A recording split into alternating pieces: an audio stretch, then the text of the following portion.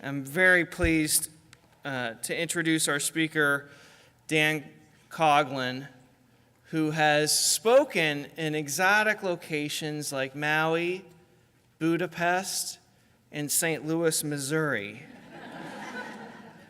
He's been working with business leaders around the world to generate sustainable, profitable growth by impacting teamwork, execution, innovation, and branding. Although on the branding front, Dan, if you want to talk about search engine optimization and search engine marketing for your website, we can talk about that later.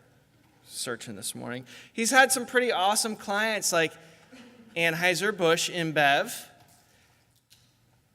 Really? No, it's a local St. Louis, like it's beer. Like you're not excited about that? Maybe we're too early in the morning. McDonald's, maker of the Egg McMuffin. Coca-Cola, maker of Diet Coke. You know, a major caffeine fix for a lot of people. Toyota, GE, Boeing, Remax, Shell. Oh, there we go, Boeing, all right. The St. Louis Cardinals. Yeah, BJC. All right, getting the crowd into it a little bit. As an executive coach, he has provided more than 2,000 coaching sessions and invested more than 3,000 hours on site in over 40 industries, working with more than 200 executives. Somebody must have coached him to put all the stats in. That's really impressive. He's written several excellent leadership books, including The Business Leader's Impact, Beat Yesterday, The Management 500, and Find a Way to Win. He's been quoted by USA Today, Investors Business Daily, and his articles have been published in more than 100 trade associations. So please give a warm welcome to Dan Coughlin.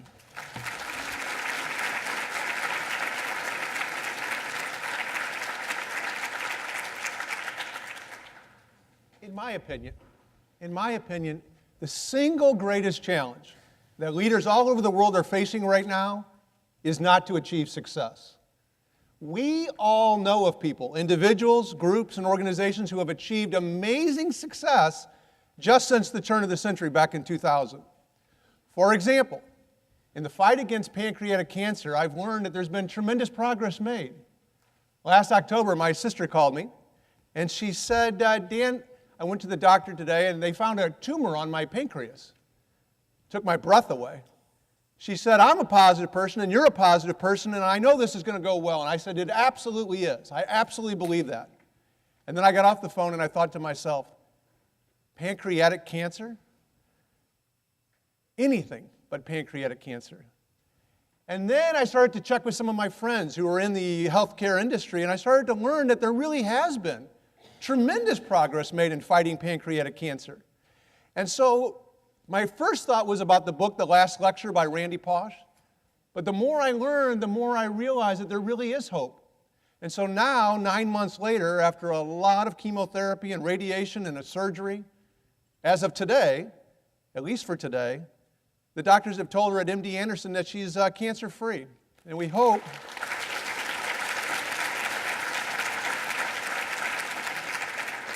we certainly hope it's going to stay that way. In many, many industries, great achievements have occurred since 2000, but sometimes, many times, people have achieved incredible results only to fall way, way back down. So the greatest leadership challenge is not to achieve success.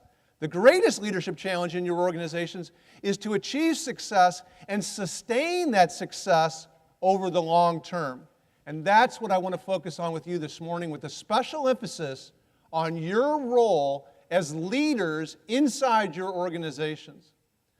Now, my hope today is that some of these ideas might be useful to you in your role as a volunteer on behalf of American Cancer Society.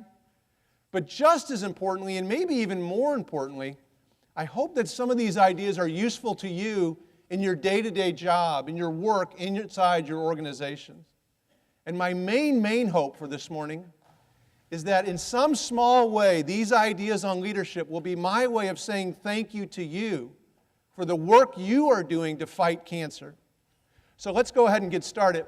If you'll take the action guide there and turn to page 1, leadership action number 1. See the enormous impact of value and values. Several years ago, I had a meeting in Libertyville, Illinois, which is about 45 miles northwest of Chicago. The meeting started at 8 a.m. So the day before the meeting, I drove from my home here in St. Louis to Libertyville, which is about a 330-mile drive. And if you're wondering, Dan, why in the world would you drive 330 miles as opposed to flying? I just have two words: O'Hare Airport. Enough said. About 150 miles into my journey, as I was driving, a really, really important business question popped into my mind. I did pack my jacket and my shirt for the meeting tomorrow, didn't I? I looked over my right shoulder, no jacket, no shirt. I looked over my left shoulder, no jacket, no shirt. I had managed to leave my jacket and my shirt in my closet at home here in St. Louis. So I drove for about 5 more miles, and I thought to myself, the meeting starts too early in the morning for me to get to a department store before the meeting starts, and it's too late in the day for me to drive all the way back to St. Louis and to make it to Libertyville at a decent hour. And then I drove for about 5 more miles, and I landed on the only logical solution I could think of. I called Nordstrom's. The Nordstrom's on Michigan Avenue in downtown Chicago. Now, I had never been to the Nordstrom's on Michigan Avenue before that night, but I called them up and I said, hello, my name is Dan Coughlin, and I left my jacket and my shirt in my closet at home in St. Louis. Is there any possibility that you could get a jacket and a shirt pressed and ready for me to wear to a meeting tomorrow morning? And the man said, oh, this won't be any problem at all. He said, what size do you wear? And I told him, he said, this is not going to be a problem. And I said, he said, what time do you think you'll be getting here? I said, I think it'll be about 9:30. He said, now we have a problem. He said, our store closes at 9 o'clock. But then he said, I tell you what, we'll keep our store open for you, and when you get here, just come on upstairs and we'll be all ready for you. I said, you'll do what? He said, yeah, it's okay, no problem. We'll keep the store open for you. When you get here, just come on upstairs. I called 2 more times for directions. I pulled into the parking lot at 9:25. I ran upstairs. I saw the woman by the cash register there, and I said, ma'am, my name is Dan Coughlin, and I called a couple hours ago about a jacket and a shirt. And this man, about 4 rows over, was folding some clothes. And he yelled out, hey, Dan. He said, here's a cold bottle of water. We didn't think you'd have a chance to get anything to drink. He said, come here. He said, here's your jacket, here's your shirt. What do you think? I said, I think they look great. He said, let's try them on. Let's make sure they fit. I tried them on, and they fit perfectly. Then he said, now, I did pull out these other 2 shirts that go with that jacket. What do you think? I said, I'll take them. Now, why did I spend $1,000? And why did I think of Nordstrom's? 4 years before that night, I was at the Nordstrom's here in St. Louis, and I had my son Ben with me, and Ben was 3 years old at that time. And I had brought in about 4 or 5 pairs of shoes to get polished. They had this tremendous guy named Johnny, the shoe shine salesman, just did an absolutely fantastic job. So I paid Johnny for the shoes, and I leaned over to pick up the bag of shoes, and Johnny said, can I help you? I thought what Johnny was going to do was he was going to put the bag of shoes under my arm so I could hold on to Ben's hand, and we could walk out to the car together. What Johnny did was he picked up the bag of shoes, he left the shoe area at Nordstrom's completely unattended. He walked through Nordstrom's, he walked through the parking lot, and he put the bag of shoes in the trunk of my car for me so that I could put all of my focus and all of my attention on Ben. So 3 years later, when I was in a jam and I could not think of anybody else to call, the very first company that I thought of was Nordstrom's. Notice that Johnny, the shoe shine salesman in St. Louis, does not know the shirt salesman in Chicago. They were both just looking for ways to create value and deliver it to a customer. 3 weeks after Johnny took my shoes out to my car for me, I went back to the manager of the Nordstrom's here in St. Louis, and I went up to her and I said, where do you find all these friendly people? And she said, oh, it's our interview process. I said, well, what do you ask? She said, well, one of the questions on our interview questionnaire is, are you a compulsive smiler? And if the person doesn't break into a smile right away, we probably don't hire that person. Here's what I'd like to ask all of you to do. I'd like for you to find yourself a partner. You have 2 minutes. And I want you to share with that person, go back and forth. I want you to share with that person ideas from that story that you think are going to be important in your work over the next 6 months. 2 minutes, ready, get set, and go.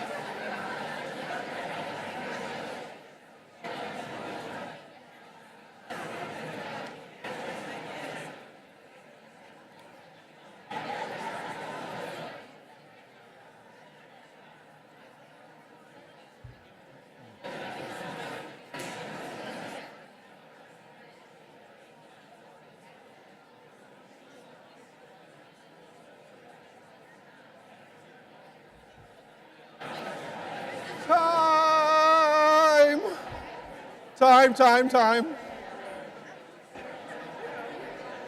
Sorry to interrupt. Time. Sorry to interrupt. Good conversations. I need a number between 5 and 15.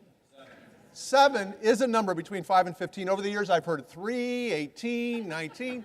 7. We need 7 ideas from that story that you think are going to be important in your work over the next 6 months. Always go the extra mile. You just never know what might happen. I've shared that story with I don't know how many people now, just because 2 people took the time to go the extra mile. Who else? Yes, sir. Empowerment of all employees to add value. The shoe shine salesman did not check with anybody before he left all those shoes unattended. And the shirt salesman didn't say, hold on, let me check with the manager. He just kept the store open. Who else? Yes, sir. When you have the opportunity, make the ask. Make the ask. Whenever you have the opportunity, make the ask. I mean, seriously, how was I going to say no to those other 2 shirts? He kept the store open for me. Who else? Yes, sir, Patrick. Understanding the opportunity when it exists to add value. Understand the opportunity when it exists to add value. Always be on the alert with radar. Is there some opportunity right now where I could add value to an employee or a customer or a potential customer? Who else? I think we have 4. Yes.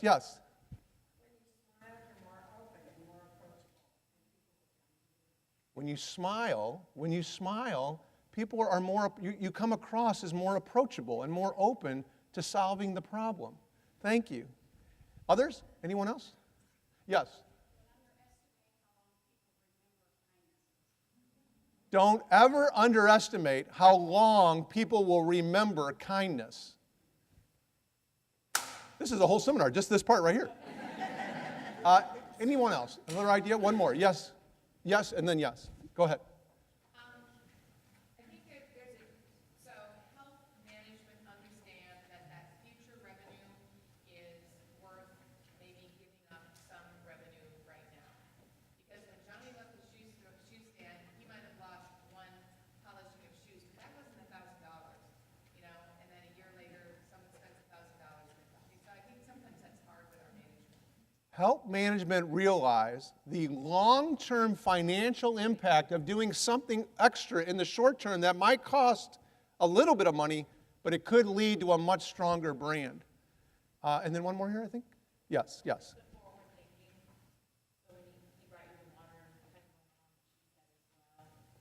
Yeah. Forward thinking. How is this going to enhance something in the future, even if it isn't for you personally? How can it enhance?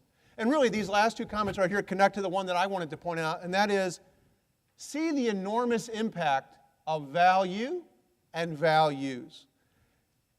Every single organization I've worked with in the last 16 years talks about value. Everybody talks about value. So several years ago, I came up with this little definition of value. Value is anything that increases the chances that the other person will achieve what he or she wants to achieve. Value, when people talk about value, value is anything that increases the chances that the other person will achieve what he or she wants to achieve. Values are beliefs that determine behaviors. If in your organization you value promptness, or you value politeness, or you value reliability, that's what's going to drive behaviors. It's not just what you provide to other people, it's also how you provide it. One more quick example of what I mean here. 2 years ago, I had a speech down in Houston, Texas for Shell Oil. The day before the speech, I was across the street at the hotel restaurant. The restaurant was beautiful, the meal was delicious, and the price was reasonable. So the value was great. I was sitting about from here to this wall right here where the kitchen was. And right before I finished my lunch, I heard in the kitchen several plates crash. 5 or 6 plates crashed. It was really loud. And I looked around the restaurant and people had their heads down. They felt bad for the person. The very next thing I heard was a voice in the kitchen that said, "Are you okay?" The most important thing is, are you okay? To me, it was a perfect example of value for the customer, but also values that people didn't stop and think about or read on the wall. They just demonstrated that they cared about each other. So leadership action number 1, see the enormous impact of value and values. Leadership action number 2 on page 2 there, schedule thinking and non-thinking time. Tom was the vice president of operations of about a $800 million business region. I was working with Tom as an executive coach. Tom and I got along very, very well. And then one day he said to me, "Dan, I have a problem." I said, "Tom, what is it?" He said, "My boss thinks that I'm not very creative, I'm not very strategic, and I don't know what to do about it." I said, "Tom, it's okay. I've seen this situation many, many times in the past. Here's what I suggest you do." Tom picked up a pen and he said, "This is going to be important. I'm going to want to write this down." I said, "Tom, here's what I suggest you do. I suggest you block out 1 hour a week to really think. 1 hour a week where you get away from your boss and your peers and your employees and your customers and your suppliers and your family and your dog, and you go somewhere where nobody knows you. You take out a blank sheet of paper. At the top of the blank sheet of paper, you write down one business outcome or one business issue that you want to improve or an outcome that you want to achieve. Take that business outcome or that business issue and turn it into an open-ended question. Not a yes or no question, but an open-ended question. Take 35 minutes and answer that question from a variety of perspectives. Your perspective, your boss's perspective, your employee's perspective, your customer's perspective, your competitor's perspective. For 35 minutes, write down as many ideas as you can come up with. For the next 10 minutes, look at all the ideas that you've written down, combine ideas together to make even better ideas, and then, once you've done that, take your single best idea, take the last 10 minutes of your, or 15 minutes of your hour, and put together an action plan on how you can move that idea into action. I said, Tom, if you'll do that, I really believe you'll improve the impact of all the other hours in your work week. Tom looked at me, he put his pen down, and he said, Dan, that is the single dumbest idea that I've ever heard. He said, if I go off to La La Land to think, people are going to make fun of me. He said, you don't understand. People don't pay me to sit around and think. People pay me to get things done. I said, Tom, I do understand. People don't pay you to get things done. They pay you to improve results. If you'll take 1 hour a week to really think, I think you can have a tremendous impact on the results you generate. Tom said, fine, I'll try it. 3 weeks went by, and I saw Tom again, and we were talking. And I said, how's it going, Tom? He said, I just want to let you know I tried your thinking idea. I said, yeah, how did it go for you? He said, well, I just want to let you know I wasted 3 hours that I could have been getting a lot of other stuff done. I said, Tom, hang in there. About 2 more months went by, and Tom said to me, Dan, I've landed on an idea in operations that we've never tried before, and I don't know if we should try it or not. He said, what do you think I should do? I said, do you think it could have a positive impact on what you're trying to achieve? He said, I think it might. I said, do you think it's going to have a really high potential negative impact on what you're trying to achieve? He said, I don't think so. I said, why don't you try it? About 4 more months went by, and we were talking again, and Tom said to me, Dan, I just want to let you know that I now schedule an hour a week to think, and everybody on my team schedules an hour a week to think. He said, I just have one problem with you. I said, what is it? He said, why didn't you tell me to do this when we first met? I did not have a very good answer. So I don't want to make that mistake twice. I want to encourage all of you, as busy as you are, and I had a chance to exchange emails with about a dozen of you before this meeting, and I asked you about the change, which I'll talk about in a little bit, and I asked you about busyness and so on, and people told me it's incredibly busy. The workload is incredible, and I'm just amazingly busy. And so I realize this, but what I'm encouraging you all to do is to schedule an hour a week to really think. Take out a blank sheet of paper, get away from everyone you know. At the top of the blank sheet of paper, write down one outcome you want to improve or one issue you want to resolve. Turn it into an open-ended question. Answer that question from a variety of perspectives, your perspective, your boss's perspective, your employee's perspective, your customer's perspective, your competitor's perspective. For 35 minutes, write down as many ideas as you can. Take 10 minutes to combine ideas together to make even better ideas. And then take your best idea and take the last 15 minutes, put together an action plan, and move it into action. I really believe that if you'll do that, you'll have a terrific impact on your results. You know, yesterday, Magic Johnson talked about still time, thinking time, how he maps out in his mind what the next 2 weeks are going to look like, and success has already occurred in his mind before it happens. This is really the essence of what I'm encouraging you to do. 1 hour a week where you really focus on one item at a time. While we're on this topic of thinking, there's one other thing I want to talk about, and that is vacate to accelerate. One of the worst, I just talked about the power of the focused mind. Now I want to talk about the power of the unfocused mind. One of the worst habits that I saw during the Great Recession from 2008 to 2012 was what I call the 24/7, 365 habit, where people felt they had to work 24 hours a day, 7 days a week, 365 days a year just to survive those tough times. And I'm encouraging you folks to not fall into that trap. When people are working 24/7, 365, they become physically exhausted, emotionally exhausted, and mentally exhausted. And they stop coming up with the kind of ideas that will drive results. So here are 3 suggestions for all of you. My first suggestion, I encourage everybody to take a 10-minute walk outside every morning. 5 minutes in one direction, 5 minutes back. If it's cold outside, put a coat on. If it's raining, bring an umbrella. But give yourself 10 minutes to go outside. Leave your smartphone, your iPhone, or whatever you use, your Samsung, whatever it is. leave it on your desk, and go out there electronically naked. Leave it behind. If you will do that 10 minutes every morning, I believe what will happen is your mental energy will be stronger and you'll come up with better ideas on how to move results forward. 3 consecutive, at least 3 consecutive waking hours every week. Don't touch your work. Don't touch your phone or your text or your email. Don't look at documents. Let it go for at least 3 consecutive waking hours every week.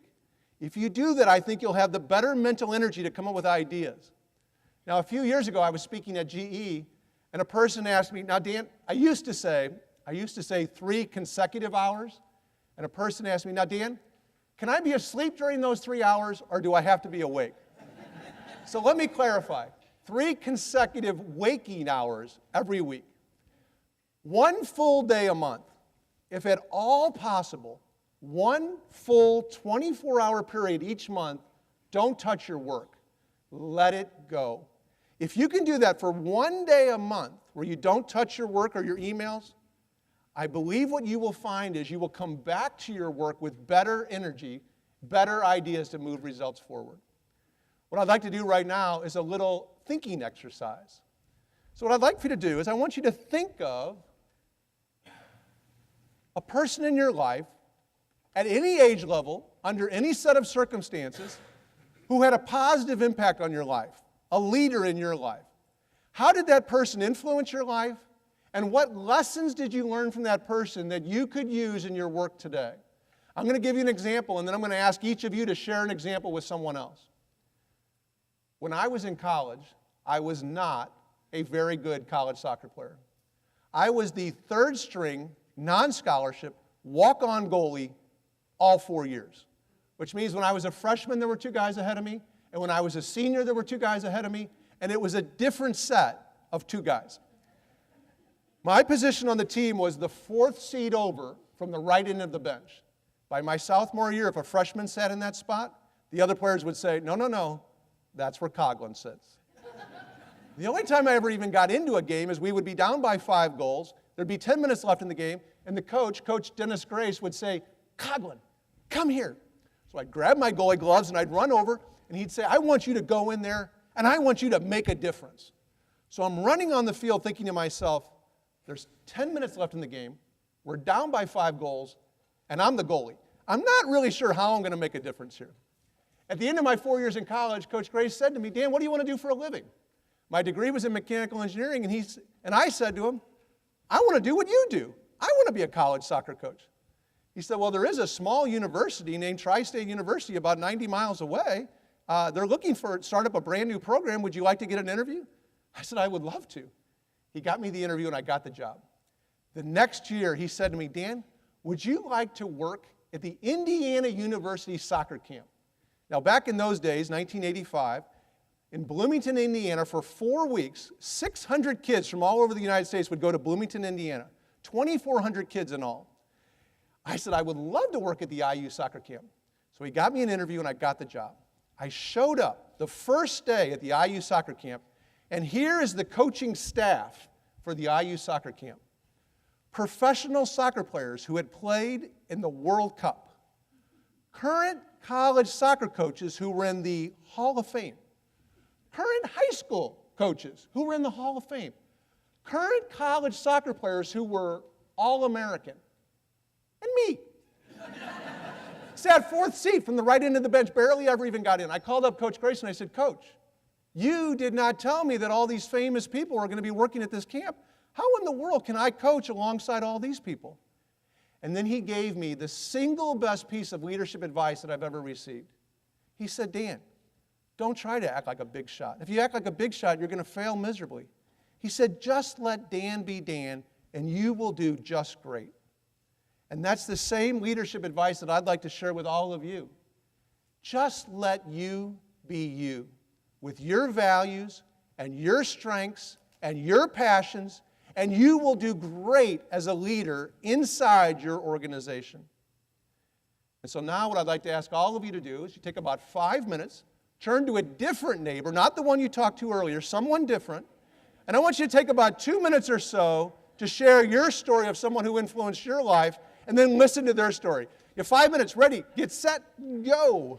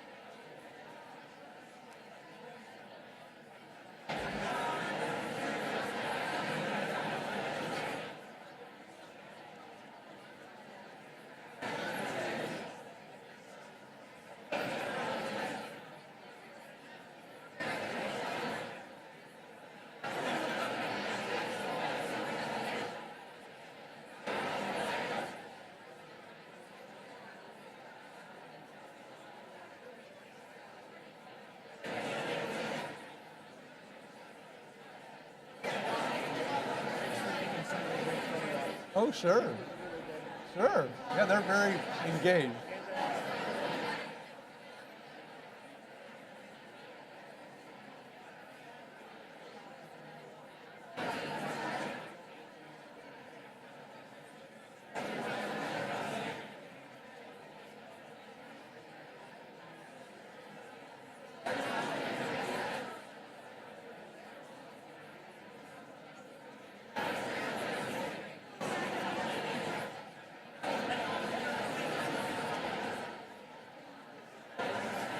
Time. Time, time, time, time, time. Time, time, time, time. Time! Sorry to interrupt, sorry to interrupt. Hopefully we will bond again very, very soon. Hopefully we bond again. I did want to share with you the end of that Dennis Gray story. So I played for him back in 1984. We kept in touch until about 1991, and then we lost track of each other. About 6 years ago, we reconnected. I found out Dennis had stomach cancer, and so we met at a hospital in Indianapolis for 2 hours. And his mind was razor sharp, and he remembered everything from the 80s. And he told me, I'm going to fight cancer, I'm going to battle cancer, I'm going to kick cancer's butt. For the next 6 years, or the next 5 years really, the next 5 years, we talked at least once every other month. And every single time I talked to him, he talked to me about how he was going to fight and beat cancer. His fighting spirit never wavered. His body finally gave out last July. I gave the eulogy at his funeral.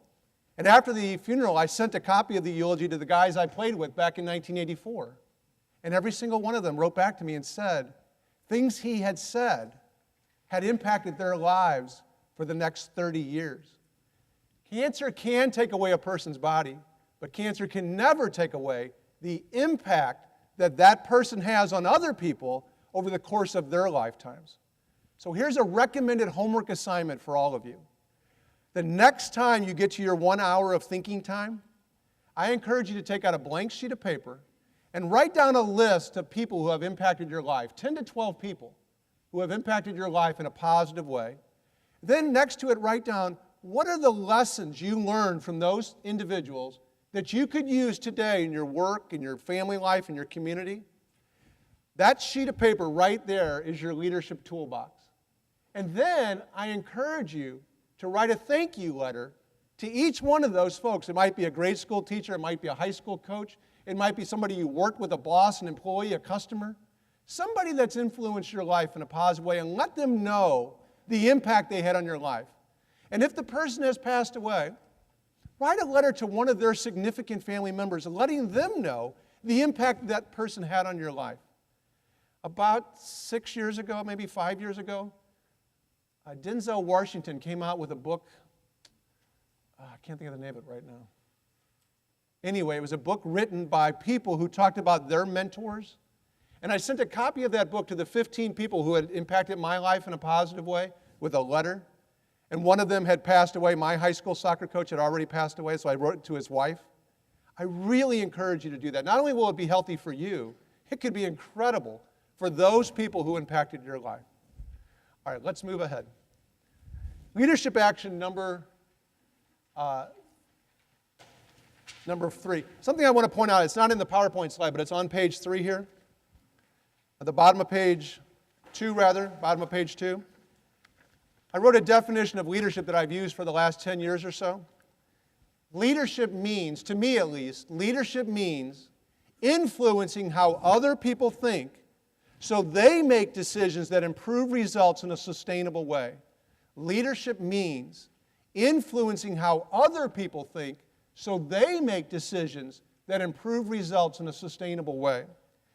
Obviously, you personally cannot be there in every situation, but your influence can be there.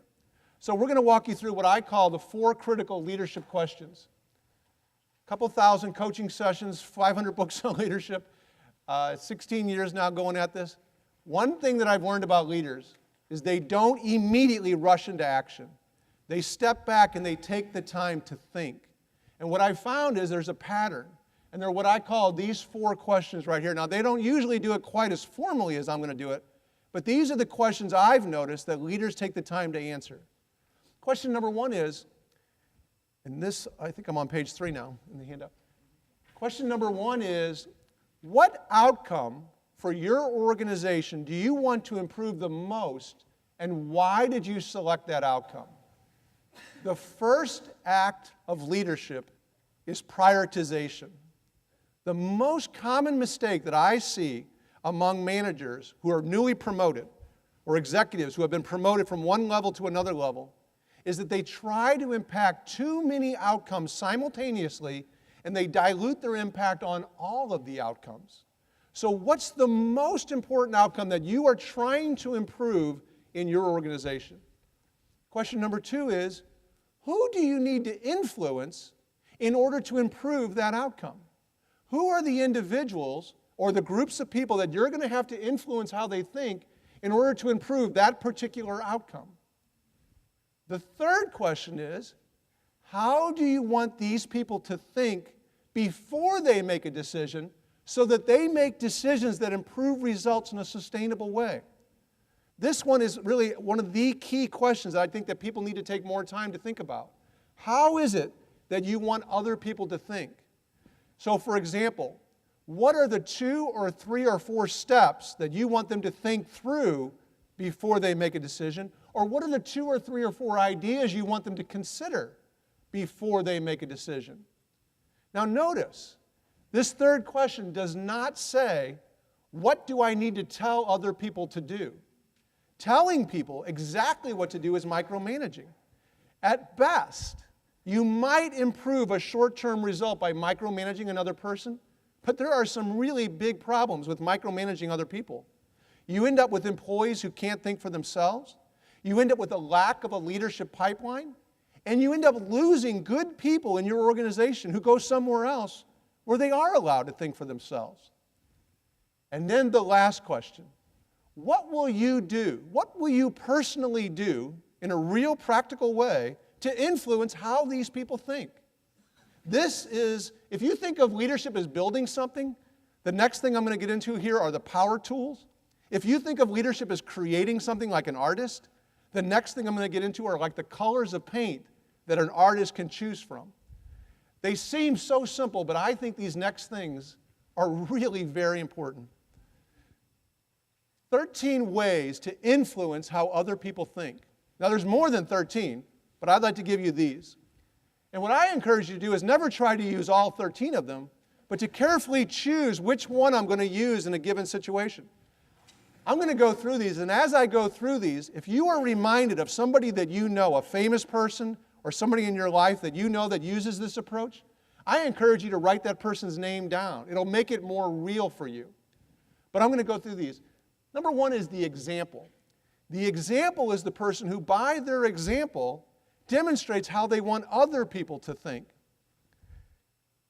When my wife Barb and I were celebrating our 10th wedding anniversary, when we were doing that, we wanted to do something really, really different. We wanted to get away from our kids. No, I mean that in a positive way. We positively wanted to get away from our kids. So about 3 months before our 10th wedding anniversary, I was sitting at the kitchen table, and Barb came downstairs, and she was sitting at the kitchen table, and I came downstairs, and she was looking at one of those fancy, glossy vacation catalogs. And she looked up and she said, "Dan, sit here." And she said, "I want you to look at these 2 pictures, and I want you to tell me which of these 2 pictures you like better." So I took the catalog, and I looked at the 2 pictures, and I said, I like this picture better. She said, "Okay." 3 months later, I woke up. I was standing under a thatched roof with water up to my waist at a swim-up bar in Mexico, drinking a foo-foo drink and watching Barb do water aerobics. And I thought to myself, this is paradise. For the next 5 days, I'm not going to read any books. I'm not going to write any books. I am not looking for any ideas on how to accelerate results. I am just going to stand right here at this swim-up bar and enjoy my foo-foo drinks. And then it happened. I noticed that Barb was doing water aerobics. Now, my wife likes to play tennis. She likes to go for walks, but she hates aerobics. And yet there she was with about 15 other women pumping her arms and pumping her legs, and I could not figure out what was going on. And then I looked a little farther over, and then I saw him.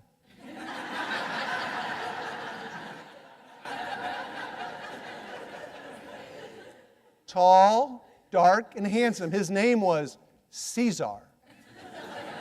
And Caesar was the instructor of the aerobics class, and whatever Caesar did, these 15 women did. The next day, we were playing water volleyball, a bunch of little kids, some young adults, some older adults. We're having a great time, and I look over my shoulder, and with a whistle around his neck, the coach was Caesar. The next night, we're having dinner at the hotel restaurant, and after dinner, everybody was up and dancing with their partners. We were having a great time, and I look up, and up on the platform, dressed in a tuxedo, the MC was Caesar. So the next day, after Barb got her picture taken with Caesar, I interviewed him. And I said, Caesar, how long have you been working at this resort? He said, 2 years. I said, well, how many weeks vacation do you get every year? He said, 2 weeks. I said, well, how many days a week do you work here? He said, 5 days. So that means by the time that Barb and I got to that resort, Caesar had already been on the job 500 days. But he had the enthusiasm of somebody who was on the job for the very first day. And that's another key to being able to accelerate results. We got to be able to maintain the same level of enthusiasm on day number 500 and year number 5 and year number 25 as we had on day 1. Caesar taught me something really, really important that day. The reason he was so passionate, I asked him, I said, how do you maintain your enthusiasm every single day? He said, well, when people come to my resort, they want to have a great time. And I'm going to do everything I can to make sure that happens. He had a purpose behind his work every day, and that purpose drove his passion. Passion comes from purpose, not the other way around. Number 2, the calm observer. The calm observer is the person who can stay calm when the drama in the room is getting really, really intense and chaotic. One of the most effective executives I've ever had the chance to work with was the calm observer. This is what he would do. He would come into a meeting room, and I would be over on the side because I was working with him as a coach. I'd be over on the side watching, and there'd be maybe 10 people in the room, and they all reported to him. But someone else always facilitated the meeting, and this person would always listen very patiently, very calmly, and after about 25 minutes, he would raise his hand. Now, in this company, to be able to say something, you actually had to get your name on the flip chart, in the queue. So he got his name in the queue, and then when his turn came up, he would say, I just want to share a few thoughts. About 15 minutes ago, Patrick, you said this, and about 20 minutes ago, Joyce, you said this, and then all of a sudden he starts quoting people in the room. And so now everybody's really paying attention to him because he's demonstrating that he's paying attention to them. And then he said, well, here's a couple ideas that I have. And I noticed how calmly he would guide things and move things forward. The impact of the calm observer. The teacher. The teacher is the person who can break down something complicated so that other people can understand it, and then they can move much more effectively. I had to put a new light on the outside of my house, on the front porch, and I had no idea how to do that. So I called the lighting company. I said, what would it cost to put a new light on the outside of my porch? He said, it'll be about $250. I said, $250, okay. So I said, I don't know how to do this. How much would it cost to hire somebody to do that? He said, it'll be about $125. I said, okay. So that's $375. So I said to Barb, we need to get a new light. This is not a good, safe situation here. What we had in there, a bird nest was built in there. Long story. So she said, well, why don't we go up to Lowe's? So we went up to Lowe's. She found a light she liked for $80. So I said to the salesman, is there a possibility I could hire you to come to my house because I really don't want to electrocute myself? He said, I cannot come to your house, but I can teach you. So he pulls another light off the shelf. He opens the box. He pulls out the wires. He said, there's 3 wires here. When you go to your house and you take off the lamp, there's going to be 3 wires. You got to hook these 3 wires together to these 3 wires, put the caps on. But he said the most important thing is you have to turn the power off in your house before you do this. Otherwise, you could electrocute yourself. I said, okay, I think I got it. So I went home and I did it, and it worked perfectly. Is there something in your organization where you can explain something so simply, so clearly that other people can understand it, that they can move into action? 4 is the listener. The listener is the person who listens so well that the other person feels empowered to keep going with their idea. Cody was the vice president of about a $1.2 billion region, and she was a phenomenal listener.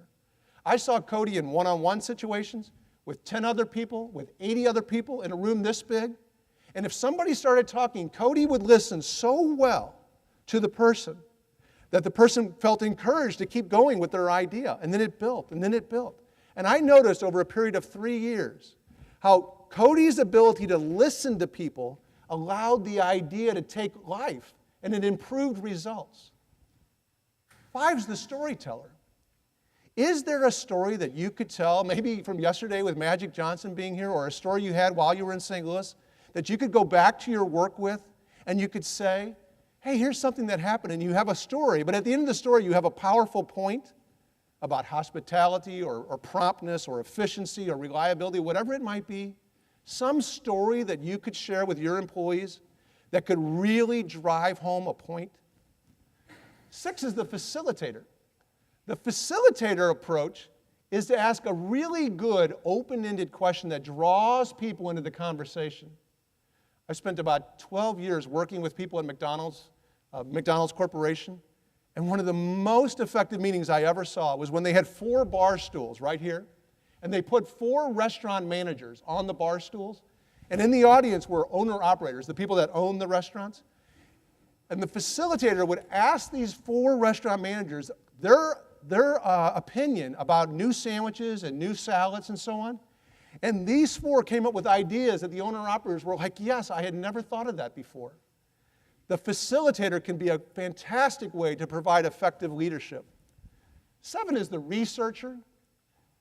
If you've ever read the book Good to Great by Jim Collins, he spent 6 years studying companies, good companies and great companies, and he looked for the differences.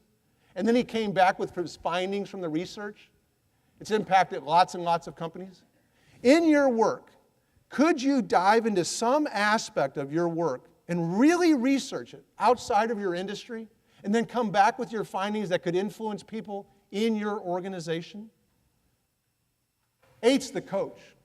The coach is the person who observes another person, like in athletics. During a game, you can't go out on the field and tell the person what to do. You can only observe. But then, during the timeout or during a break, the player comes over and the coach gives the player feedback.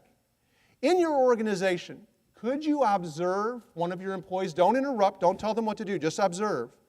But then after the activity is over with, in private, meet with that person and share your observations. You might say, you know, I noticed every time this one person talked, you listened, but every time this other person talked, you interrupted. Why is that?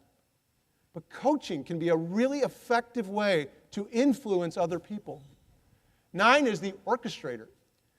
It is not enough. It is not enough to know what to do and who to talk to in order to improve results. We have to think through the sequence of who should I talk to first, and then who should I talk to second and third. I learned this one also in my work with McDonald's. McDonald's, you would think you could just say, I'm going to put a new sandwich on the market, and it's really easy. It's not. In McDonald's world, they have what are called co-ops. And co-ops are made up of franchisees, and there's hundreds of co-ops around the country, and every co-op gets to vote on whether or not they want that sandwich to go into their restaurants. So if you're trying to get a new sandwich into the market, you have to really think through, well, who do I need to get on board first so that they can influence other people? Because if you mess up the sequence, you could very well never get support for your idea. In your organization, not only think about what you have to do and who you have to talk to, but think about the sequence. Who's first, who's second, what's third, so on. 10 is the visionary. The visionary is the person who can paint a picture of what success could look like 2 years from now.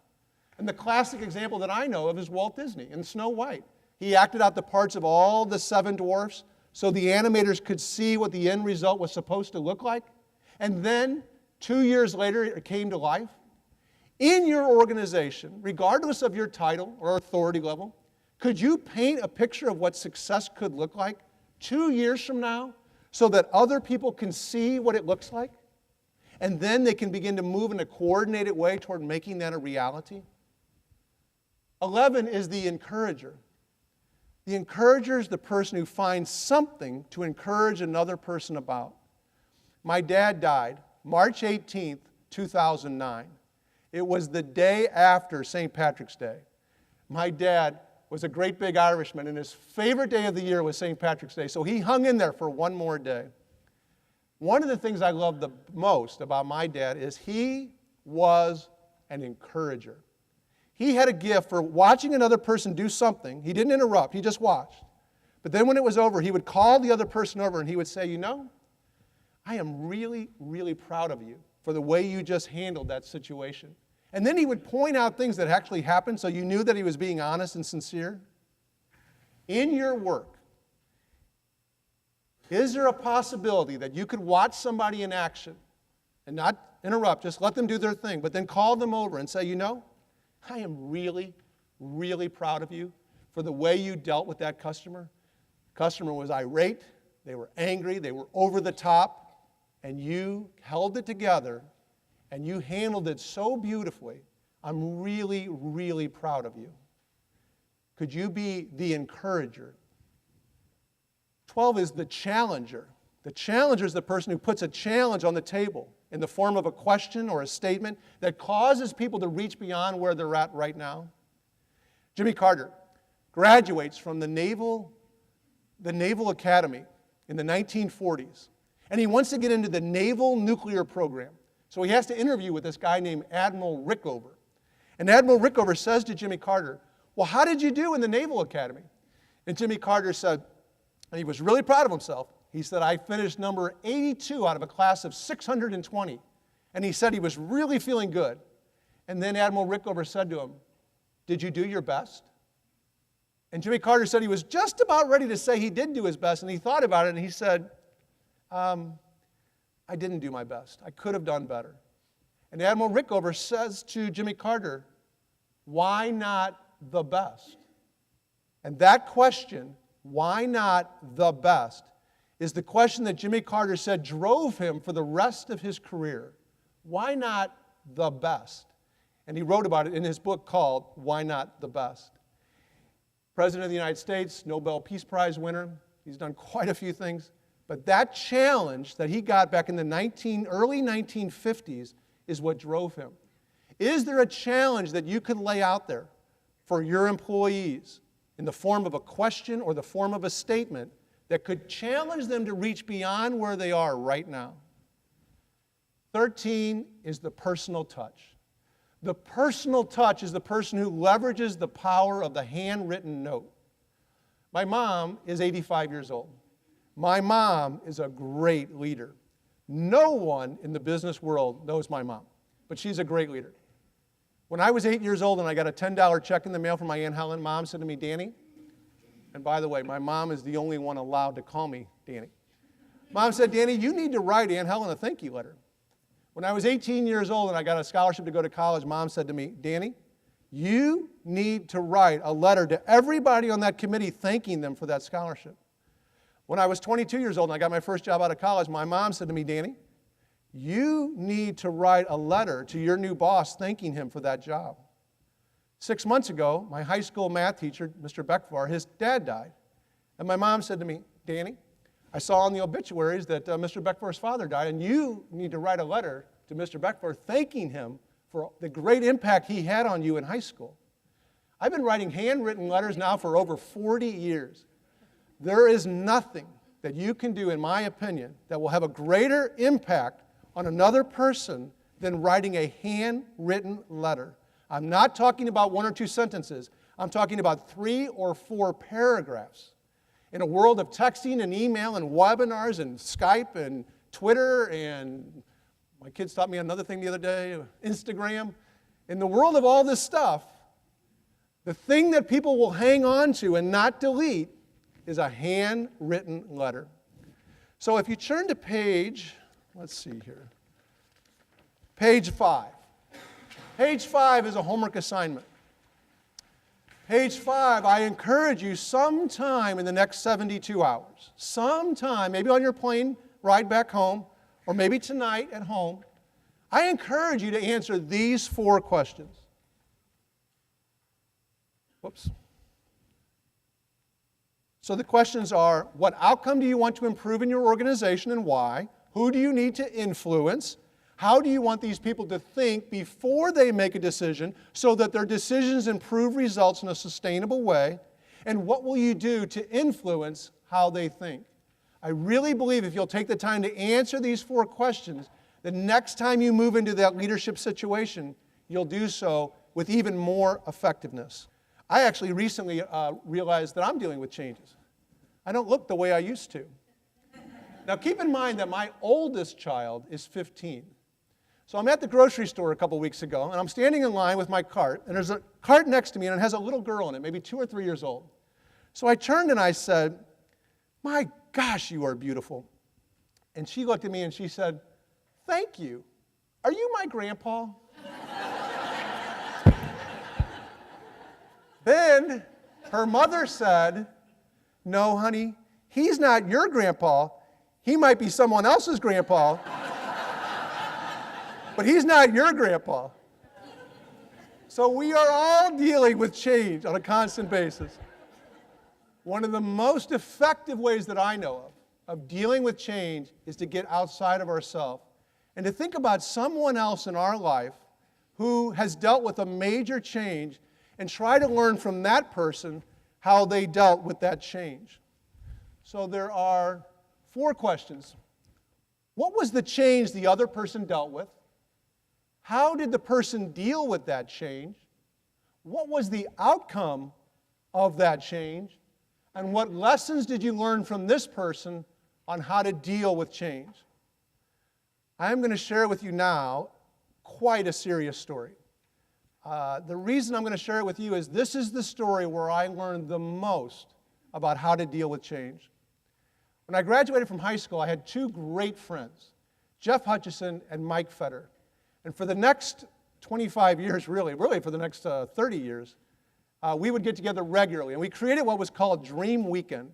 And Dream Weekend is where we would get together, just the 3 of us, for 3 days, a year. And on Friday, we would talk about what went well the previous year. On Saturday, we would talk about what didn't go well the previous year. And on Sunday, we would talk about our goals for the next year. And we did that for 20 consecutive years. Mike Feds was an emergency room doctor. He owned his own business. He was very successful, had a wonderful wife, 3 wonderful kids. And I got a call in April of 2011. And he said, "Dan, they found a brain tumor." And he's an emergency room doctor, and he's 19 days younger than I am. So I wasn't quite sure what he was telling me. So I'm thinking, is it his parents or is it his patient? And he paused. I said, "Mike, what are you talking about?" He said, "It's me." Took my breath away again. And so here's what happened. So that was the change. He had brain cancer. How did the person deal with the change? He did 2 things. First thing he did was he turned inward. He had always been close with his family. He got closer to his family. He has always had a good relationship with God. He got a closer relationship with God. Then, after he turned inward, he turned outward. 4 years before that phone call, he and his wife Joyce had started an organization called Gotta Have Hope. And Gotta Have Hope was to raise money for a school in Uganda, a very, very super duper poor area in Uganda. And they were trying to raise money for a building and books and medical supplies. And they had already been to Uganda once to try to bring things to them. So Mike had to stop being an emergency room doctor, and he put all of his energy into, a lot of his energy into Gotta Have Hope. Well, then he took his family back to Uganda while he was sick with brain cancer and dealing with chemo and so forth. So he turned inward first, and then he turned outward to try to make a difference in the community. What was the outcome? Well, the outcome was that Mike passed away in November of 2012. His 3 kids are doing really, really well now. They just got back from Uganda, and his wife Joyce is actually with us right here, and I'd like for you to give her a round of applause. Joyce Fetter.